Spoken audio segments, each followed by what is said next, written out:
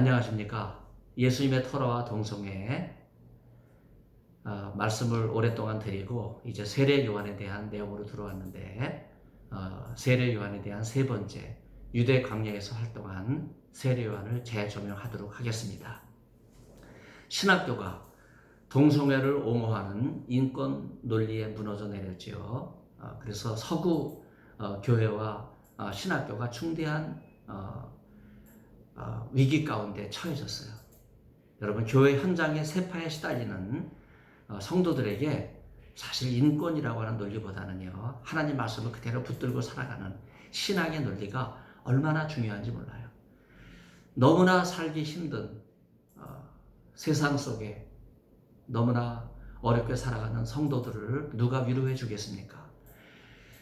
과연 성도들의 믿음을 누가 지켜주겠습니까? 예수님께서 세상에서 믿는 자를 보겠느냐 이렇게 말씀하셨는데, 세례 요한이야말로 하나님 말씀을 진정으로 귀하게 여기고 그 말씀에 순종하면서 살았던 사람이라고 말 수 있습니다. 하나님 명령에 믿음으로 순종한 세례 요한을 나자라 예수님께서는 사랑하는 마음으로 자기를 낮춘 마지막 예언자다 그렇게 평가하시면서 율법과 예언자는 요한의 때까지요, 그때로부터 하나님 나라가 침노된다 하는 그런 말씀을 하셨습니다. 자기를 사랑하는 사람은 자기만 보여요. 자기만 커 보이고 자기 자리만 보이죠. 그 자리를 유지하기 위해서 수단 방법을 가리지 않습니다. 그래서 남을 존중하지 못하고 남을 높이지 못하지요. 그러나 자기를 내려놓고 남을 세워주는 사람은 하나님 나라에서 큰 자가 될 수 있습니다. 예수님의 사랑을 실천할 수 있는 바로 그런 사람이 믿음으로 살아가는 사람이라고 볼 수 있지요. 믿음으로 살아간다고 하는 말은 자기 뜻이 아니라 하나님의 뜻을 앞세우고 하나님 말씀을 소중하게 여기면서 살아가는 사람이라고 말씀드릴 수가 있겠습니다. 삶 속에서 남의 유익을 구하는 사람이야말로 겸손하게 자기를 낮추고 남을 높이는 진정한 예수 사랑을 실천하는 작은 예수가 될 수 있습니다. 헬라어로 기록됐기 때문에 예수님 말씀도 가장 처음에 헬라어로 복원된 예수님의 토라는 사실 이제 헬라어에서 이집트로 넘어가게 될 때 제일 먼저 곱트어로 또 번역이 되죠. 최초의 복음서를 쓴 마가복음, 이 마가복음을 기록한 사람이 마가인데, 이 마가가 이집트 알렉산드리아에 교회를 세우고 옛 카이로에 교회를 세워서 예수님께서 헤롯의 박해를 피해서 태어난 지 2살 아래 어린아이를 다 죽이게 되었을 때 애굽으로 피신 가지 않습니까?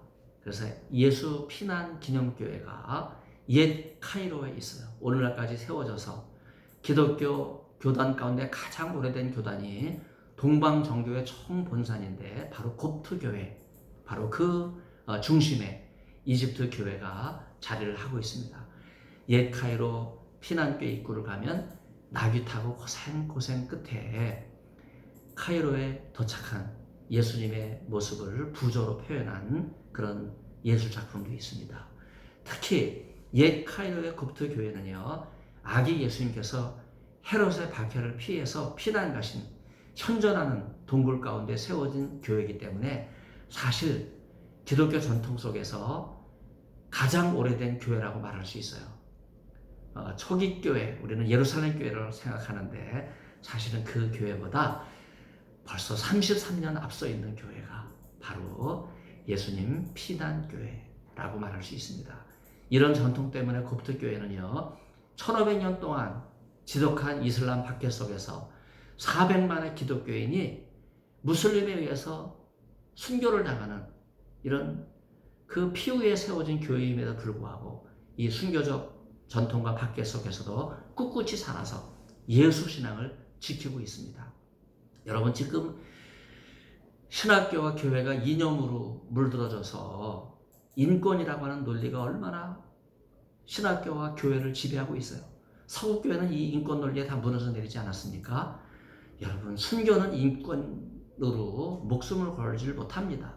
오직 예수님의 신앙을 지키려고 하는 그런 간절한 열망이 있을 때 신앙을 목숨으로 피를 흘리면서 지키는 순교 신앙이 나타나게 되는 거죠. 왜 세례 요한은 광야를 떠나서 사해북단 에던 인근의 요단강 하류에까지 내려와서 세례 주는 활동을 하였을까요? 바로 그 인근에 대규모 도서관이 있었어요. 성경을 필사하던 서기관들이 모인 쿰난 공동체가 있었습니다. 그들은 왜 쿰난에 모여서 성경을 필사했습니까? 하나밖에 없는 하나님 말씀을 지키려고 하는 간절한 신앙이 있었어요. 여러분, 이 성경을 분석행위, 불태우는 이런 이슬람의 박해가 있었음에도 불구하고 그들은 생명을 걸고 교회를 지키지 않았습니까? 바로 이것이 신앙이에요. 어떤 것도 하나님 말씀을 지키려고 하는 이 신앙을 결코 뺏지를 못합니다.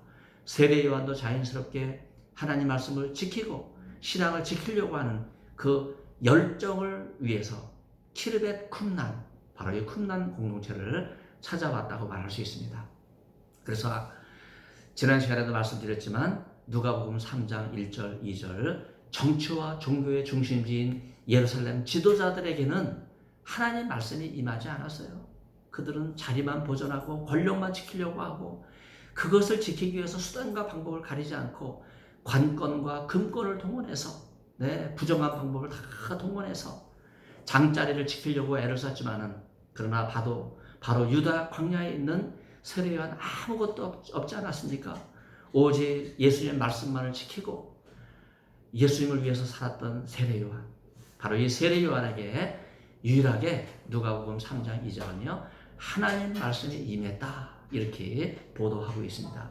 여기서 히브리어 단어 하나를 생각해 볼 수 있는데 광야라는 단어가 미드바르거든요. 이 미드바르에서 우리가 또 하나 견주어 생각해 볼 수 있는 말씀이라는 단어가 다바르라고 하는 단어입니다.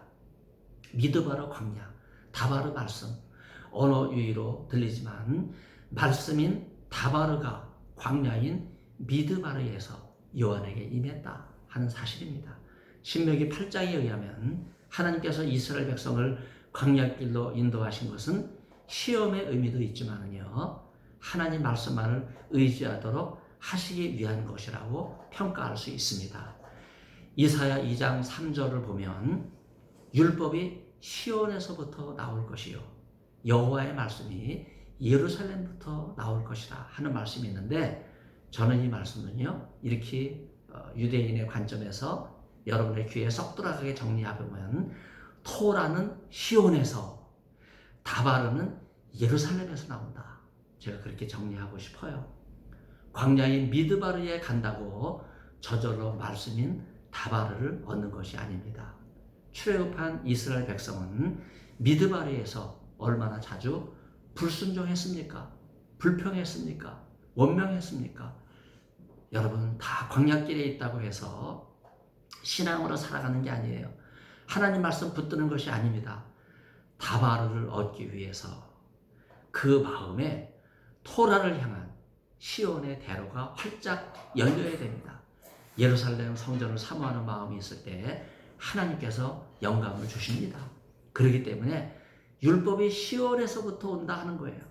여러분 율법은 토라인데 토라는 단순한 율법이 아니라 하나님 말씀이 행위와 연결되어 있는 그런 차원이라고 제가 말씀드리지 않았습니까?